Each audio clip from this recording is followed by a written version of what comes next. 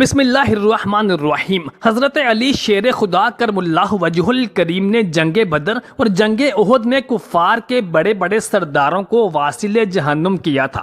حضرت علی رضی اللہ تعالی عنہ کی شجاعت اور بہادری کا یہ عالم تھا کہ آپ تن تنہا دشمن کے لشکر میں گھس جایا کرتے تھے اور ان کے بہادر ترین سپاہیوں سے تن تنہا اکیلے مقابلہ کیا کرتے تھے اور ان کو واصل جہنم کیا کرتے تھے، جس کی ایک مشہور مثال خیبر کے قلعے کا دروازہ اکھاڑنے والی ہے۔ یعنی جب خیبر کا قلعہ فتح نہیں ہو رہا تھا تو نبی کریم صلی اللہ علیہ وآلہ وسلم نے حضرت علی رضی اللہ تعالی عنہ کو قلعہ فتح کرنے کے لیے بھیجا، تو آپ نے قلعے کے دروازے کو اپنے دست اقدس سے اکھاڑ کر دور پھینک دیا تھا، جس کو بعد میں اٹھانے کے لیے 70 آدمیوں کی ضرورت پیش آئی تھی۔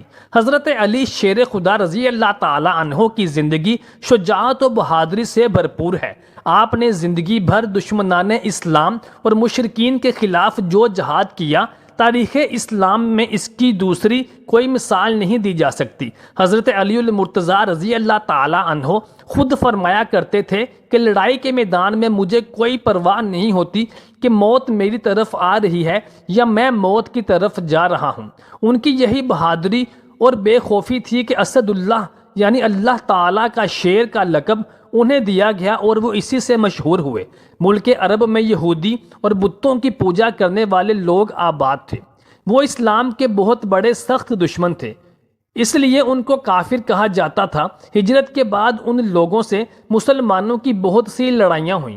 ان سب لڑائیوں میں حضرت علی کرم اللہ وجہ الکریم رضی اللہ تعالی عنہ شریک تھے۔ وہ ہر لڑائی میں اپنی جان ہتھیلی پر رکھ کر لڑتے تھے اور انہوں نے دشمنان اسلام پر اپنی بہادری کی دھاک بٹھا رکھی تھی۔ غزوہ بدر ہو یا غزوہ احد، ہر غزوہ میں نبی کریم صلی اللہ علیہ وآلہ وسلم کے شانہ بشانہ صرف ایک ہی ہستی نظر آتی تھی، جو کہ حضرت علی کرم اللہ وجہ الکریم رضی اللہ تعالی عنہ تھے۔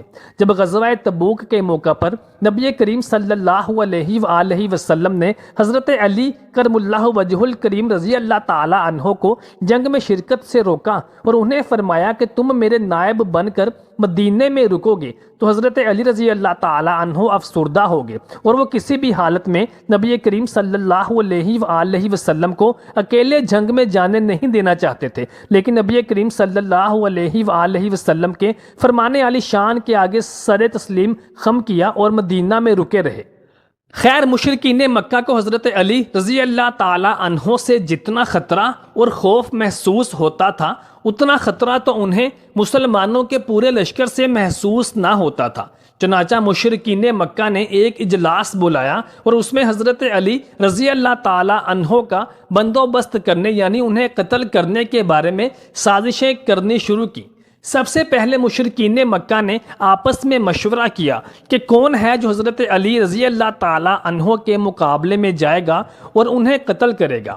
امام ابن طبری رحمت اللہ علیہ کی روایت ہے کہ قریش مکہ کے بڑے بڑے سرداروں اور بہادر اور جراح سپہ سالاروں اور سرداروں میں سے کوئی بھی حامی نہ بھر سکا کہ وہ حضرت علی رضی اللہ تعالی عنہ کے مقابلے کے لیے جائے گا۔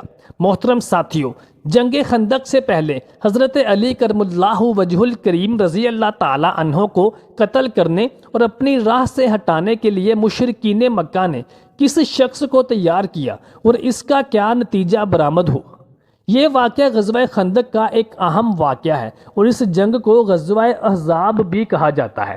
اس جنگ میں مشرکین اور احزاب میں شامل تمام قبائل کے جنگجوؤں کی تعداد 10,000 کم و بیش تک پہنچتی تھی۔ امام باقر علیہ السلام کے مطابق قریش اور ان کے حلیفوں کے مشترکہ لشکر 4,000 افراد شامل تھے، جن کے پاس 300 گھوڑے اور 1,500 اونٹ تھے۔ بعض مواخذ و منابع میں بیان ہوا ہے کہ قریش، غطفان، سلیم، اسد، اشجع، قریظہ، نذیر اور دیگر یہودیوں کا لشکر مجموعی طور پر 24,000 کم و بیش افراد پر مشتمل تھا۔ بہرحال مشرکین اور یہودیوں کے اس اتحاد اور لام بندی سے معلوم ہوتا ہے کہ انہوں نے اسلام کو نیست و نابود کرنے کا پکا عزم کر رکھا تھا۔ اسی بنا پر رسول اللہ صلی اللہ علیہ وآلہ وسلم نے عمر کی للکار کے بعد علی علیہ السلام کے میدان میں اترنے پر فرمایا تھا کہ آج پورا ایمان پورے شرک کے مقابلے میں آیا ہے۔ جبکہ دوسری طرف سے بعض مورخین نے مسلم مجاہدین کی تعداد صرف 3000 بتائی ہے۔ ابن یعقوبی علیہ السلام نے مسلمانوں کی تعداد 700 بیان کی گئی ہے۔ قبیلہ خزاعہ رسول خدا صلی اللہ علیہ وآلہ وسلم کے حلیفوں میں شمار ہوتا تھا۔ اس قبیلے کے بعض افراد نے آپ صلی اللہ علیہ وآلہ وسلم کو مشرکین کے ارادے سے آگاہ کیا تو آپ صلی اللہ علیہ وآلہ وسلم نے مدینہ میں دشمن کی مزاحمت کرنے یا پھر شہر سے نکل کر مقابلہ کرنے کے بارے میں لوگوں سے صلاح مشورے کیے۔ سیدنا سلمان فارسی رضی اللہ تعالیٰ عنہ نے عرض کیا کہ ملک فارس میں دشمن کے سواروں کی جانب سے خطرہ محسوس کرتے تھے تو اپنے گرد خندق کھود لیتے تھے۔ اہلیان مدینہ کو یاد تھا کہ رسول خدا صلی اللہ علیہ وآلہ وسلم نے جنگ احد میں انہیں شہر میں رہ کر دفاع کرنے کا مشورہ دیا تھا، لیکن وہ آپ صلی اللہ علیہ وآلہ وسلم کا مشورہ نہ مان کر اس جنگ میں شکست سے دوچار ہوئے تھے۔ چنانچہ انہوں نے شہر میں رہ کر دفاع کرنے کا فیصلہ کیا اور سیدنا سلمان فارسی کی خندق کھودنے کی تجویز سے اتفاق کیا۔ خندق کھودنا اس زمانے تک عربوں میں رائج نہ تھا، چنانچہ خندق مسلمانوں نیز مشرکین مکہ کے لیے بھی حیرت کا سبب بنی۔ دوسری طرف سے مسلمانوں کا لشکر رسول خدا صلی اللہ علیہ وآلہ وسلم کی قیادت میں کوہ صلاح کے دامن میں تعینات تھا اور آپ صلی اللہ علیہ وآلہ وسلم نے مسلمانوں کے بچوں اور خواتین کو مدینہ کے قلعوں میں بسایا۔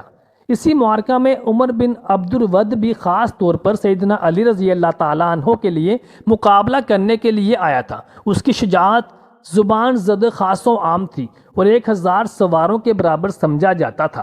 اس کے بارے میں مشہور تھا کہ وہ ایک سالم اونٹ کھا کر اپنے دن کا آغاز کرتا تھا۔ کفار جب حملے کے لیے آگے بڑھے تو خندق دیکھ کر دنگ اور حیران رہ گئے، کیونکہ یہ ان کے لیے بالکل ایک نیا تجربہ تھا۔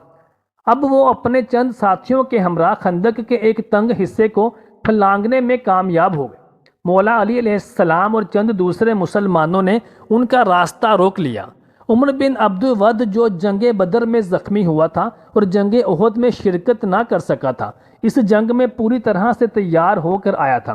وہ رجس خوانی کرتا ہوا مبارز طلب کر رہا تھا کہ ہے کوئی جو میرے مقابلے میں اترے۔ حضرت علی رضی اللہ تعالیٰ عنہ لڑنے کے لیے اٹھ کھڑے ہوئے، لیکن رسول اللہ صلی اللہ علیہ وسلم نے آپ کو رکنے کا حکم دیا تاکہ شاید کوئی دوسرا مسلمان اٹھے۔ مسلمانوں نے عمر اور اس کے ساتھ آنے والے دلیروں کے خوف سے چپ سادھ لی تھی اور کوئی بھی رضاکارانہ طور پر عمر بن ود کا سامنا کرنے کے لیے تیار نہ ہوا۔ بات طویل ہوئی تو عمر بن ود نے نہایت غرور اور تکبر کے ساتھ کہا، میری آواز مبارزے طلبی کرتے کرتے بیٹھ گئی ہے۔ مبارزے طلبی ایک جنگی اصطلاح کو کہتے ہیں جس میں ایک جنگجو دوسرے جنگجو کے ساتھ تنہا مقابلہ کرتا ہے۔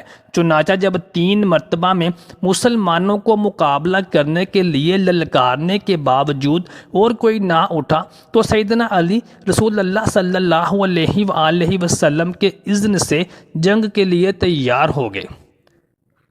ابن مسعود رضی اللہ تعالیٰ عنہ بیان کرتے ہیں کہ جتنی بار بھی اس نے مسلمانوں کو للکارا، ہر دفعہ حضرت علی رضی اللہ تعالیٰ عنہ اٹھنے لگے تو نبی کریم صلی اللہ علیہ وآلہ وسلم نے ان کا بازو پکڑ کر بٹھا لیا کہ شاید کوئی اور صحابی مقابلے کے لیے اٹھے، مگر جب ہر بار کوئی نہ اٹھا تو پیغمبر اسلام نے اپنا امامہ اٹھا کر علی کے سر پہ رکھا اور اپنی تلوار بھی عطا کی اور انہیں جنگ کے لیے روانہ کیا۔ حضرت علی آگے بڑھے اور عمر ابن ود کے سامنے ٹھہرے اور فرمایا، اسلام قبول کرو یا جنگ ترک کر کے واپس چلے جاؤ۔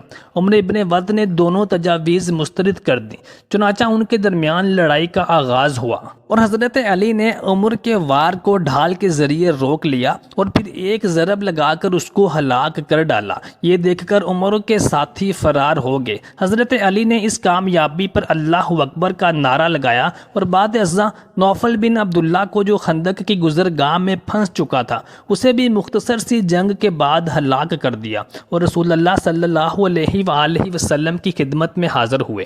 حضرت علی کا یہ اقدام جو عمر کے قتل پر منتج ہوا، جنگ میں اسلام کی فتح و نصرت اور کفار کی شکست میں اس قدر مؤثر تھا کہ رسول اللہ صلی اللہ علیہ وآلہ وسلم نے فرمایا، غزوہ خندق کے روز علی کی ایک ضربت ثقلین یعنی جن و انس کی عبادت سے افضل و برتر ہے۔ حاکم نشابوری نے روایت کی ہے ہے کہ رسول اکرم صلی اللہ علیہ وآلہ وسلم نے فرمایا کہ عمر کے ساتھ علی کی جنگ میری امت کے قیامت تک کے اعمال سے افضل اور برتر تھی، اور عمر بن ود کی للکار کے بعد حضرت علی کے میدان میں آنے پر فرمایا کہ آج پورا ایمان پورے شرک کے سامنے مقابلے میں آیا ہے۔ جنگ خندق میں احزاب کی شکست اور واپسی مشرکین کے لیے بہت بھاری نقصان سمجھی جاتی تھی، جس کے بعد نہ صرف ان سے ہر قسم کی لشکر کشی کا امکان سلب ہوا بلکہ مدینہ میں اسلامی حکومت کی طاقت اور استحکام میں زبردست اضافہ ہوا۔ اسی بنا پر پیغمبر خدا صلی اللہ علیہ وآلہ وسلم نے حضرت علی کے ہاتھوں عمر ابن عبد ود کے مارے جانے کے بعد یا مشرکین کی ہزیمت کے 2 یا 3 دن کے بعد فرمایا کہ آج کے بعد ہم ان سے لڑیں گے اور وہ ہمارے ساتھ لڑیں گے، اور ایسا ہی ہوا، یہاں تک کہ خداوند متعال نے رسول اللہ صلی اللہ علیہ وآلہ وسلم کے ہاتھوں فتح مکہ کے اسباب فراہم کر دیے، جس کو قرآن مجید میں اللہ تبارک و تعالی نے فتح مبین کے نام سے یاد کیا۔ محترم ساتھیوں، امید کرتے ہیں آپ کو آج کی ویڈیو بہت پسند آئی ہوگی۔